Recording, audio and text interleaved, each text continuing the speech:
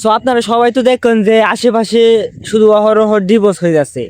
এখন আপনাদের মনে একটা প্রশ্ন থাকতে পারে, এই ডিভোর্স হওয়ার আসলে কারণটা কি, মেইন কারণটা কি ডিভোর্স হওয়ার। তো আজকে আমি ওমর ভাইয়ের এমন একটা ভিডিও দেখছি, সেই ভিডিওটা দেখে আমার ফুল ক্লিয়ার হয়ে গেছে যে ডিভোর্স হওয়ার কারণ কি। এই ভিডিওটা যদি আপনারা সম্পূর্ণ দেখেন বুঝতে পারবেন যে কেন মানুষের ডিভোর্স হয়। তো ভিডিওটা কন্টিনিউ করে দেন ভাই, আমি সুলসিরু গবেষক। আমি বহুত গবেষণা কইরা এমন একটা জিনিস বাই করছি যেটা আজ পর্যন্ত পৃথিবীর কেউই বাই করতে পারে নাই।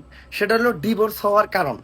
অনেকে ভাবে ডিভোর্স হওয়ার কারণ হলো একে অপরের সাথে অমিল, পারিবারিক অশান্তি, ঝামেলা, ঝগড়া, দ্বন্দ্ব, এগুলা কিছুই না। ডিভোর্স হওয়ার আসল কারণ এবং প্রধান কারণ হচ্ছে বিয়ে হওয়া।